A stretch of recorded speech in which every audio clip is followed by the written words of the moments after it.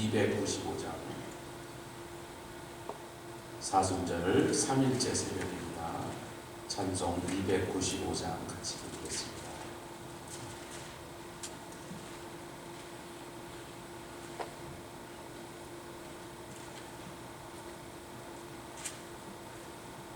후일의 생명 그칠 때 여전히 찬송 못하나 성부의 집에 갤 때에 내 기쁨 한량 없겠네. 내 주 예수 배울 때에 그네 찬송하겠네. 내 주 예수 배울 때에 그네 찬송하겠네. 우일의 장막 같은 몸 무너질 때는 모르나 정령이 내가 알기는 주 예비하신 집인데 내 주 예수 내 주 예수 배울 때에 그네 찬송하겠네.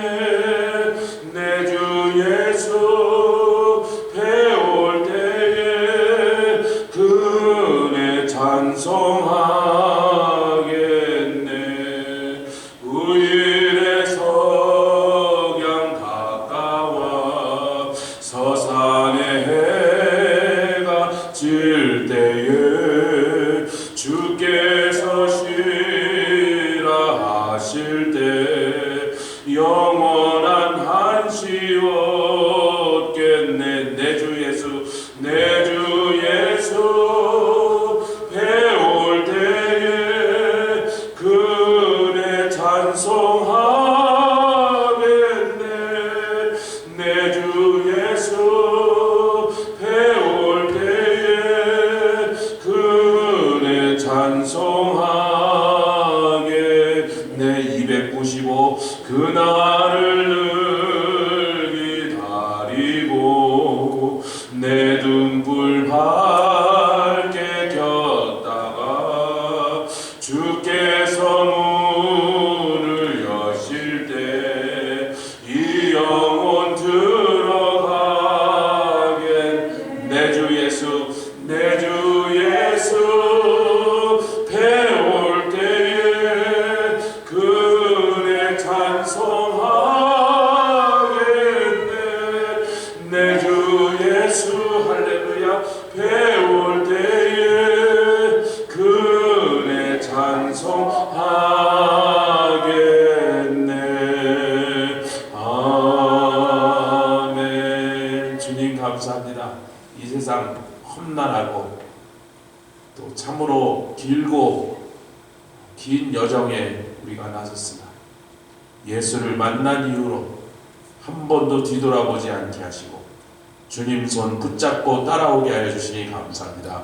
성령이 날마다 위로하시고 가르치시며 교훈하시며 또한 새 힘을 주시고 권능과 또한 놀라운 은사들로 온 세상을 이길 믿음으로 세워주셨사오니 하나님의 말씀에 순종하며 성령의 인도하심 받아서 매일 전진케 하여 이 자리까지 왔습니다. 주님 앞으로 남은 길에도 무엇이 기다릴지 우리는 알지 못하나 우리의 손을 붙잡고 계신 예수 그리스도의 손이 강하고 능한 팔이으니 주님만 인도하시는 대로 따라가며 또한 아무 염려 걱정 없게 하시니 감사합니다. 두려워할 것이 무엇입니까? 최후의 승리가 이미 우리의 것이오며 주님 승리하신 것처럼 우리도 승리하여 생명의 면류관을 받을 것이오니 이 땅에서 인내하게 하시고 충성케 하여 주시며 날마다 성령의 위로로 충만케 하여 주시옵소서. 감사드리며 예수 그리스도의 귀하심으로 기도드렸사옵나이다. 아멘. 마태복음 13장 어제 이미 말씀드린 대로 씨 뿌리는 자의 씨 뿌리는 비유죠. 마태복음 13장 4절 읽고 또 18절과 19절 읽겠습니다. 마태복음 13장 4절.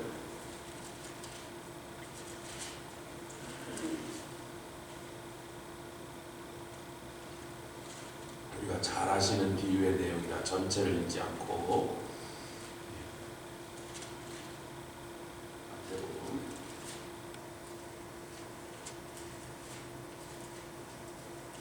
13장 4절 먼저 읽겠습니다. 시작.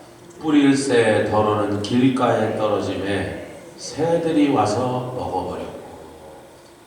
이제 이 내용이 너무 어려우니까 무슨 얘기를 하시는 건지 알 수가 없으니까 제자들이 나중에 묻습니다. 주님 좀 설명 좀 해주세요. 그래서 주님이 이 내용을 설명하신 분이 18절과 19절인데 같이 읽겠습니다. 마태복음 13장 18절과 19절 시작. 그런즉 씨 뿌리는 비유를 들으라. 아무나 천국 말씀을 듣고 깨닫지 못할 때는 악한 자가 와서 그 마음에 뿌리운 것을 빼앗나니 이는 곧 길가에 뿌리운 자. 앞에는 새가 와서 먹는다 그러고 이번에는 그 새가 누구냐면 악한 자인데 실제로 먹는 건 아니고 빼앗아 버린다. 그 네 가지 유형의 밭을 우리가 앞으로 며칠 동안 나눌 건데 내일까지 하고 그 다음에 전 도미니카 갔다 와서 다음 주에 우리 조수경 사모가 여인들의 신앙 믿음에 대해서 일주일 동안 그렇게 나누니까 기도하고 그렇게 받았다고 했다. 그렇게 하시라고. 제가 여인들에 대한 얘기는 아무래도 남자보다 여자들이 더 잘하실 것 같아서 하시라고. 제가 그 약을 안 먹고도 몸이 쑤시지 않은 게 오늘 아침이 처음입니다. 어젯밤부터 약을 안 먹어봤는데 아침에 갔는데 괜찮아요. 한 가지 문제, 아직도 이 기침이 완전히 좋지 않아가지고 그래서 강의를 10번 해야 되는데 하루에 2번씩 살살 하시면 되잖아요. 그리고 살살 하면 되는데 제가 또 살살을 잘 못해요. 그래서 강의하고 막 열정적으로 하다 보니까 몸이 굉장히 부담이 가는데 계속 기도해 주시고 저도 또 다녀올 동안 교육에서 사진들 새벽에 보시면 큰 은혜가 임하실 줄 믿습니다. 할렐루야. 어제 나눈 것 중에 뿌리는 씨앗에서부터 줄기는 위로 솟아서 하늘로 향해야 돼요. 뿌리는 밑으로 내려와서 땅으로 파고드는 것입니다. 사실 그 나무 밑둥과 뿌리가 다 예수 그리스도란 말이죠. 우리는 뿌리와 나무 밑둥이 굉장히 다른 것처럼 눈에 보이나 그 나무가 바깥에 딱딱해지는 것은 무게를 견디고 비바람을 견디기 위하여 자기를 보호하기 위하여 튼튼해지는 작업일 뿐이고 그 나무 속에서 일어나는 일은 뿌리에서 일어나는 거랑 똑같은 거라는 거예요. 그냥 물과 양분을 그냥 계속 빨아들여서 삼투압 현상으로 계속 위로 보내는 작업을 하는 거라는 거예요. 그건 뭐 저는 잘 몰랐던 일이에요. 중요한 건 방향이다. 아멘. 사람은 하늘, 즉 하나님 계신 곳을 향하여 계속 그쪽으로 나아가야 된다. 아이고 아멘이 뭐 새벽이라 좀 살살 나오시는데 아멘. 인간은 그렇게 만들어진 존재고 그렇게 살아야만 되는 우리의 존재라는 것입니다. 그런데 뿌리는 땅에다가 박아야 돼요. 이 땅이라는 건 세상을 가리킨다. 원래 이 세상을 지으실 때 하나님이 땅을, 흙을 굉장히 비옥하고 아름답고 좋게 만들어 놓으셨어요. 할렐루야. 이 땅이 오염되어 황폐하게 되고 황무하게 된 이유는 인간의 죄악이라고 성경 전체에 걸쳐서 그것을 계속 밝히고 있습니다. 아멘. 하나님이 원래 이렇게 땅이 악하게 만들지 않는다. 우리가 창세기 3장을 어제 살펴보면서 네가 범죄함으로 땅이 저주를 받았다. 할렐루야. 그럼에도 불구하고 너는 근본된, 즉 너는 거기서 왔어. 그 근본되리가 세 단어로 너는 you are from there 그런 말이에요. 너는 거기서 왔어. 그러니까 너는 흙을 떠나서 세상과 완전히 분리돼서 살 수 없게 만들어진 존재야. 그래서 뿌리는 세상에 있는 양분을 향하여 뻗어갈 수밖에 없다는 거예요. 제가 예수 그리스도를 뿌리로 우리가 비유하신 것이지 예수님이 뿌리다 이게 아니에요. 예수님이 나는 포도나무다. 예수님을 포도나무로 비유한 것이지 아멘. 예수님이 진짜 포도나무는 아니란 말이죠. 포도나무로 예수님과 우리의 관계를 제일 잘 설명하고 있다는 거죠. 할렐루야. 그러면 이 뿌리는 뭐냐? 땅으로 향하는 뿌리는 뭐냐? 그거는 세계관이라는 거죠. 이 세계를 우리가 어떻게 이해하고 이 세계관을 어떻게 우리가 정립하느냐에 따라서 세계에서 수없이 좋은 것을 많이 빨아 끌어당겨서 우리의 성장과 성숙에 열매 맺는 일에 사용할 수도 있고, 여러분 공산주의자라는 게 이 삐뚤어진 기독교인이에요. 여러분 공산주의의 초기 지도자는 전부 신학교 간 사람들이에요.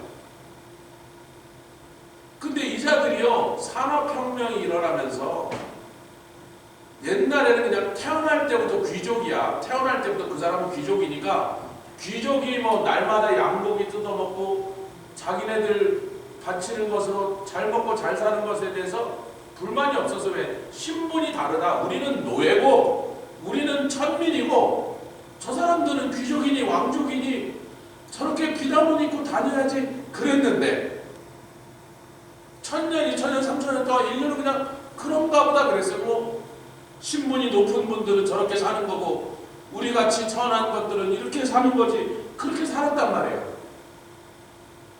근데 산업혁명이 일어나서 신분이 낮은 사람도 공장을 하면서 돈을 많이 버니까 귀족처럼 잘 사는데, 심지어는 귀족 집안의 자제도 이제 산업혁명으로 그런 게 다 무너지고 나니까 그 공장에 가서 천한 일을 하면서 어렵게 사는 시대가 왔는데, 산업혁명 시작하고 나서는 그 빈부의 격차가 너무 심해져 갖고 우리가 록펠러라고 항상 하는데 락카펠러가 1910년대에 미국 전체 인컴 텍스의 4분의 1을 그 사람이 혼자 냈어요. 물론 미국이 지금처럼 몇억 명이 살지, 그때는 아마 한 1억 명 살았을 거예요. 1억 명 내는 인컴 텍스 합친 것에 3분의 1을 락카펠러 혼자 냈다. 그렇게 빈부격차가 너무 심해서, 그러니까 빈부격차가 심한 곳에서 기독교의 성경을 배운 자들인데 은혜는 받지 못하고 구원받지 못하고 성령 받지 못한 자들이 성경을 좀 아는 것으로 이렇게 세상을 보니까 이 불공평한 세상 이거 잘못됐네. 공평하게 놀아먹어야지. 뭐 저것들이 아무리 공장 주인, 회사 주인이라도 저렇게까지 잘 살고 우리는 이래도 이렇게 못 사니 안 되겠다. 뭐 때려 죽여서라도 세상을 뒤져본다. 세계관이 잘못된 거예요. 그 얘기 그 정도만 하고요. 네, 여러분 그거 좀 이해하시라고. 그래서 뿌리는 올바른 세계관 속에서, 아멘, 하나님이 지으신 모든 것이 선하심에, 할렐루야, 이 세상에 아름다운 것이 많고, 아멘, 하나님 우리에게 복으로 주신 것들이 아직도 망가졌음에도 불구하고 이 세상에 그래도 참 아름다운 것들이 많이 남아있단 말이에요. 얼마든지 보고서 지혜를 얻을 수 있고, 솔로몬이 망가진 세상을 보면서도 놀라운 지혜를 배울 수 있었잖아요. 아멘. 개미를 보면서 교훈을 얻을 수 있었잖아요. 다른 세계관이야.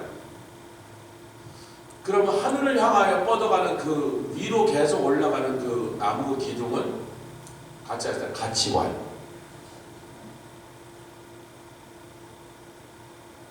나에게 어떤 가치관입니다. 그 가치관이 방향, 목표를 설정합니다. 사람은 자기가 갖고 있는 가치관을 가지고 그것을 실현하기 위하여 뛰는 거예요. 여러분, 돈을 자기의 가치관에 최고로 올려놓은 사람은 죽을 때까지 돈을 벌려고 해요. 아까 락카펠러가 그렇게 돈을 많이 버는데 그 사람이 한 50살쯤 됐을 때 갑자기 이름 모를 병이 왔어요. 지금까지도 그 병의 이름 모르고 밥을 먹을 수가 없어요. 밥을 먹고 싶은 마음도 없고 먹으면 소화도 안 돼서 그 사람이 말라 들어가 죽어가기 시작했는데 별별 의사들이 와서 진단을 하고도 그 원인을 못 고쳤어요. 원인을 발견하지 못해 병원을 못 고쳤어요. 락카펠러가 이제 죽게 생기니까 하나님 앞에 회개했다 그래요. 그리고 그 다음부터 자기 재산의 몇십 프로를 사람들에게 나눠주기 시작합니다. 도서관을 지어주고 병원을 지어주고 학교를 지어주고. 그 사람과 카네기가 또 그런 계기가 있었거든요. 그래서 카네기 두 사람이 미국에 있는 병원과 학교와 도서관 대부분 그 사람들이 다 지어주고 있어요. 어마어마한 재산을 사람들에게 나눠줬어요. 그렇게 나눠주고 남은 거 갖고도 지금도 세계 몇 대 부자 중에 하나예요. 그 전에 얼마나 많았어요. 근데 여러분, 그 사람이 그 돈이 인생의 전부가 아니라는 걸 드디어 깨닫고 막 나눠주고 시작하더니 의사들이 그랬더니 아이고 당신 몇 달 이상 못 살 것 같아. 50대 초반에 죽게 생겼는데 90살 넘도록 살았어요. 가치관이 딱 바뀌니까. 나눠주는 게 기쁨. 그동안 버는 게 기쁨이었는데 그 가치관이 바뀌니까 나눠주는 게 참 기쁘구나. 하나님께도 드리고 사람들도 주고.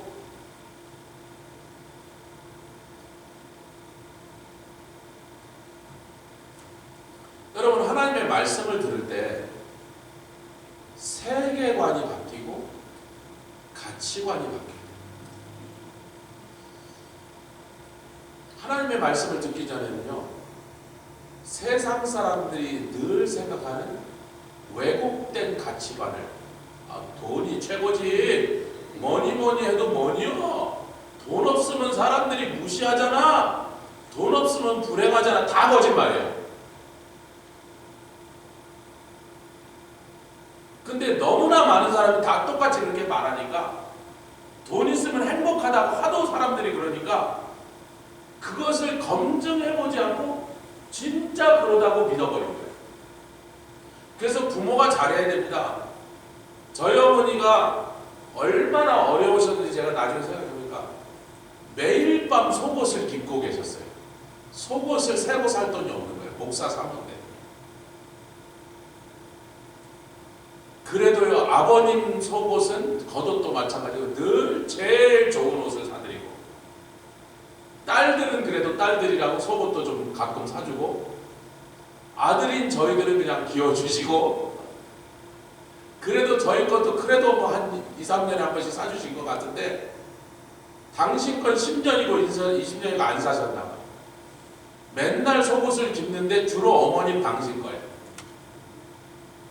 그냥 뭐 그 옷감이 다 너덜너덜해진 거죠. 또 입고 또 입고 또 입고 그렇게 사셨어요.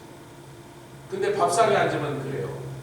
당신은 부엌에서 밥솥에 남은 누룽지 긁어 드시고, 그리고 당신 드셨다고 그래서 전 드신 줄 알고 거짓말을 한 거예요. 당신 드셨다고 먼저. 그래서 우리 오기 전에 먼저 드셨다고. 근데 나중에 그게 아니야. 부엌에 남은 솥에 있는 거 긁어서 그거 드시고, 우리한테는 이런가, 많이 먹어라, 한껏 먹어라. 솔직히 제 양엔 덜 찾는데 그래도 다른 형제들은 찾나 봐. 저만 모자랐어. 저는 우리가 부자인 줄 알았어요. 저는 우리가 가난한 줄 알았어요. 온두라스에 가니까요, 신발도 없는 애들이 행복해요. 지네가 가난한 줄 몰라요. 아무도 쟤네들이 불행하다고 말해준 적이 없어요. 그렇게 너희들은 가난해, 너희들은 불행하다는 소리 안 듣고 그런 애들은요, 신발도 한 번도, 태어나서 한 번도 신발을 못 받은 애들인데 지네는 행복하게 살고 있어요. 누가 가난하면, 누가 돈이 좀 없으면, 누가 집이 좀 후지면 차가 좀 오래된 거면 불행하다라고 누가 말해줬어요? 성경이 그렇게 말했습니까? 주님이 그렇게 말했습니까? 그게 사실입니까? 아닙니다. 거짓말입니다. 1950년대, 60년대를 살아오신 분들 아닙니까? 여러분들. 저는 50년대 못 살아봤어요. 안타깝게 60년대만 살아봤는데 그때 우리가 얼마나 가난했어요. 저는요 육상팀에 들어가고 싶은데 운동화가 없이 고무신밖에 없어서 육상팀 못 들어갔어요. 그랬더니 우리 어머니가 그 없는 돈에도 어느 날 운동화를 하나 사오셨는데 초등학교 2학년 때 세상에 태어나서 처음으로 운동화를 사왔어요. 그걸 신고 뛰었더니 제가 우리 학교 1등이에요. 제가 고무신을 신고도 남보다 더 빨리 뛰었는데 운동화로 딱 바꿔주니까 우리 학교 1등이란 말이에요. 제가 뛰면 아무도 못 잡는. 초등학교 1학년 때까지 까만 고무신을 신고 학교 다녔어요. 운동화는 반에 운동화 신고를 한 서너 명? 거의 다 고무신. 기차표. 하얀 고무신 신은 애는 좀 나은 거고 까만 고무신 신는 사람은 좀 더 가난한.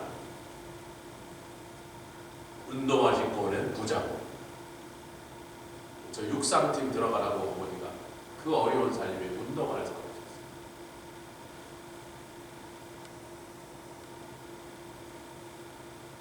하나님의 말씀을 못 듣게 하는 건 고린도후서 4장 4절에 보니까 이 세상 신, 즉 귀신, 즉 마귀가 하나님의 말씀을 못 듣게 들어도 의심하고 들어도 불신하고 에이 저 목사가 이상한 소리 하는 거지 아이 참 말도 안 되는 소리 하네 우리들이 세상 살았던 기준으로 봐서 저 말이 틀린 거요 아예 뭐 끼는 소리 하지 말라.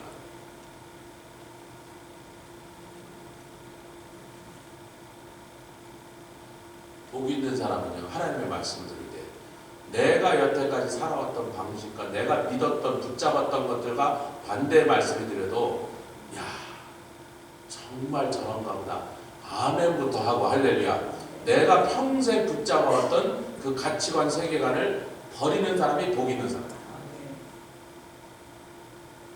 길가에 있는 길가와 같은 밭이 뭐냐 이 세상 신이 그 사람의 마음에 수없이 밟고 지나가는 거예요. 여러분 그때 당시의 길은요 불도자로 밀고 이렇게 아스팔트 까는 길이 아닙니다. 콘크리트 까는 길이 아니에요. 사람과 짐승이 하도 많이 밟고 다녀서 그냥 수천 년 동안 계속 밟다 보니까 그냥 딱딱해져서 길이 된 거예요. 우리의 심령을 뭐가 계속 밟고 다녔단 말이야. 어떤 놈인지 모르는데 계속 여기를 밟고 다녀갖고 하나님의 말씀을 들어도 전혀 그 말씀이 흙으로 부드러운 흙으로 파고 들어갈 요만한 여지도 남겨두지 않고 세상 철학으로 초등학문으로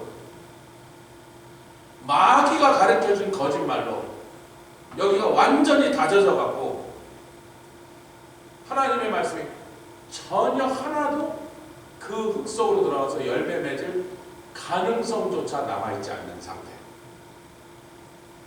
이제 성경적인 용어는 같이 해서 견고한지 도저히 뚫고 들어갈 수 없어요. 가끔 제가 이제 교회 처음 오신 분들 중에 그런 분이 있어요. 완전히 MT. 딴 생각만 하고 있어요. 몸은 여기 와 있으나 왜 왔는지 몰라. 뭐 마누라가 끌고 왔는지 친구가 끌고 왔는지 몸은 여기 왔으나 그 영혼은 딴 데 돌아다니고 있어요. 어떤 하나님의 말씀을 들어도 불신과 의심으로 한마디도 안 듣고요. 우리 탁구 선수 신유빈처럼 다 넘겨줘요. 우리 옛날에 탁구장 아줌마가 있었습니다. 누구라고 얘기를 하자 아시는 분. 그분이 탁구도 잘 치기도 하시고 뭐 별로 잘 친 것 같지도 않은데 사람들이 그분하고 잘 치는 걸 좋아해요. 왜냐면 어떤 공이 날라도 다 넘겨준대요. 떠들어가면서 탁구장 아줌마예요. 그래 손님이 계속 오니까 하나님의 말씀을 들을 때 같이 하겠습니다. 탁구장 아줌마 하지 말자. 저게 무슨 소리지? 내가 여태까지 살아오면서 경험하면서 붙잡았던 세계관, 가치관과 전혀 다른 소리네. 야, 저게 뭔 소리인지 잘 들어봐야 되고. 하나님의 말씀이 틀렸을까?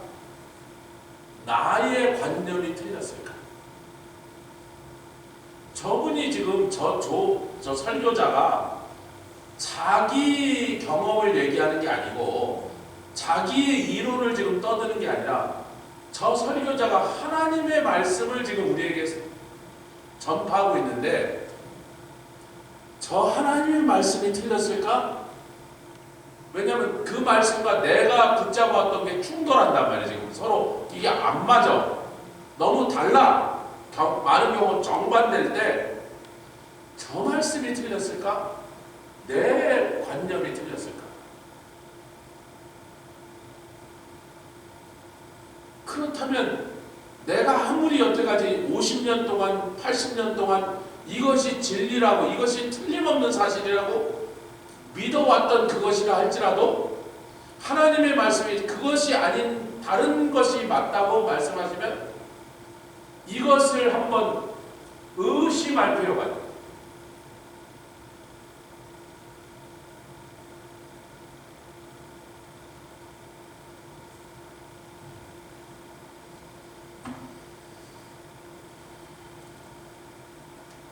이 견고한 진이요, 어느 도시나 어느 민족이나 우리 한국인은 3000년 전까지 불교가 들어오기 전까지 중국 사람들의 모든 기록에 저 동이족들 저것들 저 한반도에 살고 있는 저것들 우리를 향하여 천신 하늘에 있는 신을 섬기는 자들이라고 그들의 기록에 이렇게 나와 있어요.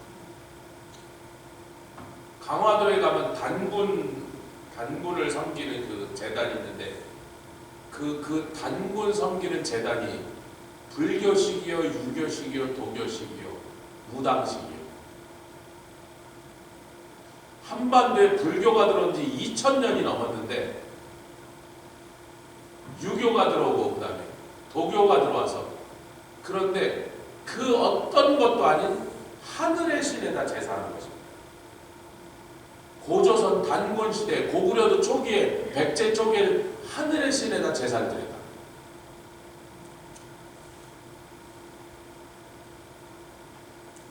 근데 그 후로 온갖 작탕 종교들이 들어와갖고 한국 사람이 더 이상 하늘의 하나님께 나가서 제사 드리는 민족이 아니라 뭐 불당에 가서 이걸 하든지 뭐 하여튼 여러 가지 작탕을 섬기는 다른 민족으로 변질돼 버렸던 거죠. 이게요, 제가 불교 믿는다는 사람 만나보면요, 그러면 금강경 읽어보셨습니까? 아니요. 법화경은 읽어보셨어요? 아니요. 화엄경은 읽어보셨습니까? 아니요. 그거 뭘 읽었다는 거야? 아무것도 안 읽었는데. 근데 왜 당신은 불교라고 그래? 여러분, 이게 불교 신자예요? 문화적인 불교예요. 심성, 그냥 왠지 그냥 저를 만나고 법당에 부처님 있으면 괜히 가면서 뭐 이렇게 하면 복을 좀 받을 것 같고, 뭐 일본에 가니까 다 그런 거예요. 일본의 유명한 말이 뭔지 아세요? 결혼식은 교회에서 하고 장례식은 절에서 한다요. 아니, 이렇게 무감동한 얼굴로. 그게 일본의 말이에요. 여러분, 왜 불교 믿는 일본 사람들이 결혼식은 교회에서 하는 줄 아세요? 예? 아이, 참, 그렇게 고급스럽게 생각하지 마세요. 면사포를 입어서 서양식을 하고 싶어서. 여자들이 아니, 불교식으로 하면 면사포 안 써요. 아, 그렇죠. 당연히 한국 사람도 쪽들이 뭐 이런 거 하고 하잖아요. 근데 그건 멋있지가 않아. 영화 같은 데서 본 서양 사람들이, 서양 여자들 또 얼마나 또 막 길쭉하고 막 이런 여자들이 면사포 쫙 쓰고 웨딩드레스 쫙 입고 쫙 이렇게 해서 들어오는 걸 보니까 막 그게 로망이니까 어려서부터. 그러니까 그걸 하려면 교회에서 기독교식으로 결혼식을 해야 되니까 결혼식은 교회 와서 하고, 죽을 때 장로식은 유명한 고승 불러다가 똑똑똑똑똑똑똑똑똑똑 하면서 그걸 해야 되는 거예요. 그 일본에 교회에 와서 결혼식 한다고 속지 말아야 된다 그 말이에요, 선교사들이. 그래도 죽을 때 장례식은 중불러다 한단 말이야. 제가 어렸을 때 제 주위에 있는 애들이 85%가 자기는 불교 신자인데 전부 불교를 제대로 믿지도 않고 불경이 뭔지 부처님이 하는지 관심도 없고 들은 적도 없고 배워본 적도 없으면서도 문화적으로 불교 사람이 됐어. 문화적으로 우상숭배, 문화적으로 미신숭배, 문화적으로 즉 귀신숭배. 그냥 그게 생활이 돼버렸어.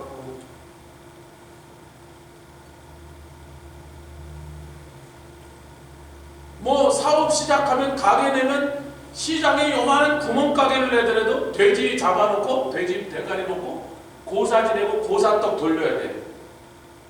저는 그놈의 고사떡을 만들어 본 적도 없고 준 적도 없고 받아본 적도 없고 먹어본 적도 없어서 어떻게 생긴 떡인지 모르는데, 집사람네가 집사람 제일 싫어하는 게 고사를 많이 지낼 때 사업을 하시니까, 예수 믿기 전에 우리 이 처가댁이 고사딸이 왜 싫었냐, 맛있는 거 많이 하는데 그랬더니 모르는 소리 하지 마라. 고사떡은 온 동네 돌리는데 자기하고 언니 둘이서 수십 집을 고사떡을 들고 다니라고 그걸 1년에 몇 번씩 해갖고 아주 넌덜머리가 난다고, 고사떡 돌리는.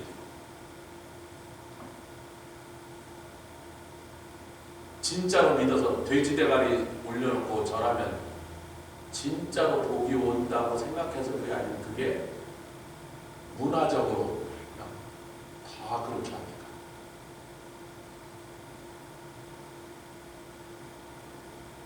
이것이 그럼 무엇입니까?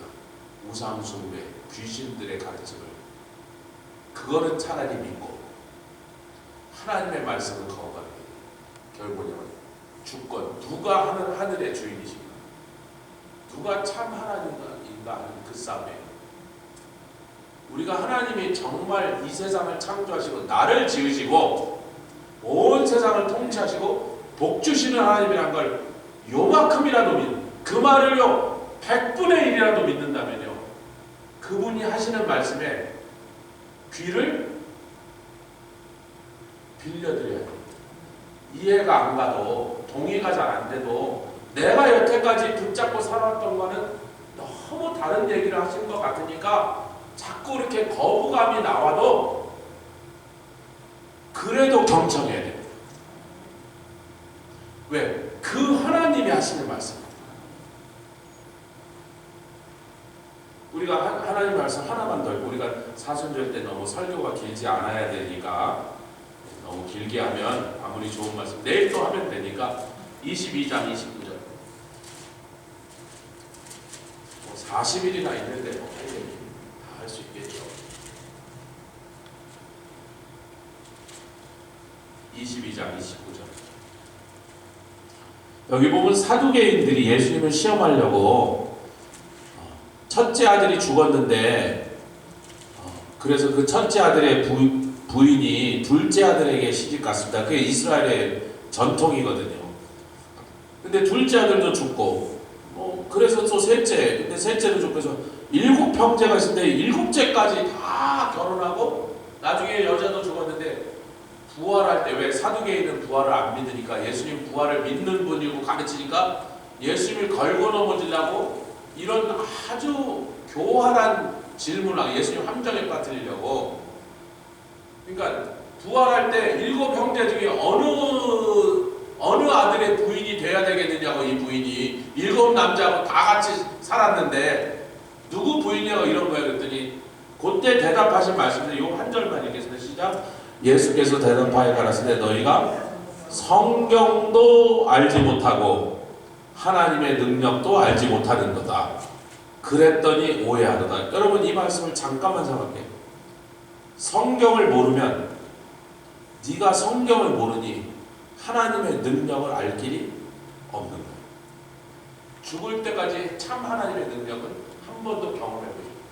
왜? 하나님의 말씀을 믿고 그대로 실행해 볼 때 하나님의 능력이 나타나게 돼 있는데 성경 자체를 모르니 하나님의 능력을 알 수 있는 가능성은 제로다. 그러면 그걸로 끝나는 게 아니라 네가 모든 것을 오해하도다.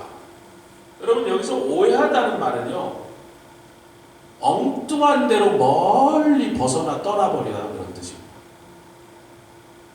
제가 헬라어 일부러 안 읽어도 이걸 새벽에 고래 쥐나지 마시라. 한국말로만 듣는 것도 새벽에 좀 거시기 한데 헬라 말까지 들으시면 골이 좀 답답해지잖아요. 그냥 뜻이 뭐냐면 먼 데로 헤매서 돌아다닌다는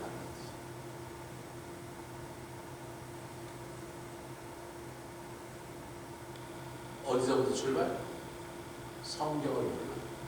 하나님이 왜 그런 말씀하셨는지, 그 말씀이 무엇을 우리에게 말씀하시고 약속하시는지를 모르면 평생 하나님의 기적을 한 번도 체험하지 못합니다.